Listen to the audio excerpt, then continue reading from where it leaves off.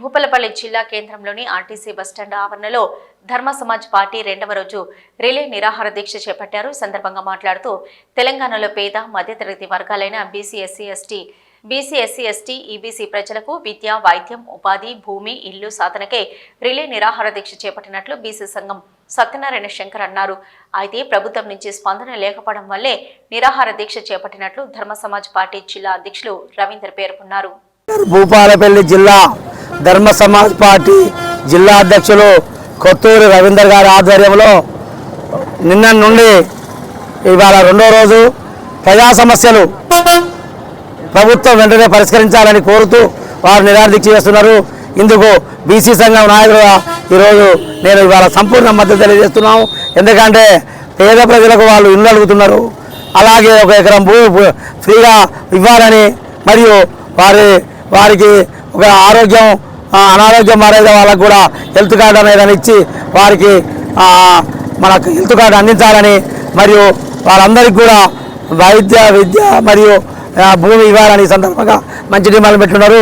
ఈ డిమాండ్లు వెంటనే ముఖ్యమంత్రి గారు, తెలంగాణ ముఖ్యమంత్రి రేవంత్ రెడ్డి గారు మరియు మన జిల్లా శాసనసభ్యులు మరియు అందరూ కూడా తెలంగాణలోని మా ఎమ్మెల్యేలు, ఎంపీలు అందరూ కూడా ఈ పేద ప్రజలకు హక్కుల సాధన కోసం కృషి చేయాలని సందర్భంగా కోరుతున్నాం.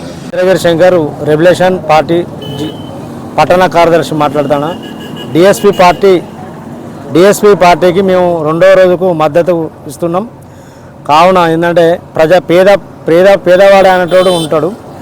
ఇక్కడ ఏమైందంటే 90% మంది పేదవాడు ఉన్నాడు, 10% మంది పెట్టుబడిదారీ వ్యవస్థ ఉన్నది. కాబట్టి నిరీక్షణంగా విద్యా వైద్యం అందించాలని ఇప్పుడు గతంలో 1 year అవుతుంది. కాబట్టి ఈ ప్రభుత్వం వచ్చి పాలన చేస్తుంది. అప్పుడు టీఆర్ఎస్ పాలన 10 సంవత్సరాలు చేసింది.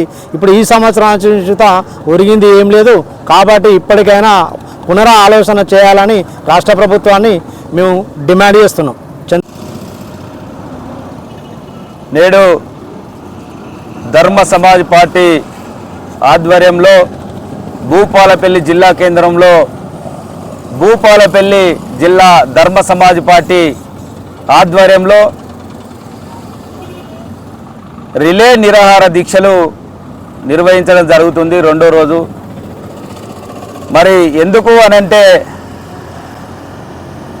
తెలంగాణ రాష్ట్రంలోని ప్రజలందరికీ విద్య కావాలి, వైద్యం కావాలి, ఉపాధి కావాలి, భూమి కావాలి, ఇల్లు కావాలని డాక్టర్ విశారదన్ మహారాజ్ గారు ధర్మ సమాజ్ పార్టీ వ్యవస్థాపక అధ్యక్షులు ఇచ్చిన పిలుపు మేరకు రాష్ట్రంలోని మరి అన్ని జిల్లాల్లో కమిటీల ఆధ్వర్యంలో, మండలాల కమిటీల ఆధ్వర్యంలో మరి ప్రెస్ మీట్ పెట్టి 16వ తేదీన ప్రెస్ మీట్ పెట్టి 18వ తేదీన కలెక్టర్లకు రిప్రజెంటేషన్ ఇచ్చి 25వ తేదీన మరి ధర్నా కార్యక్రమం చేసినా కానీ ఈ ప్రభుత్వానికి ఈ మరి అధికారులకు నిమ్మకు నీరెత్తినట్టుగా ఉంటారు.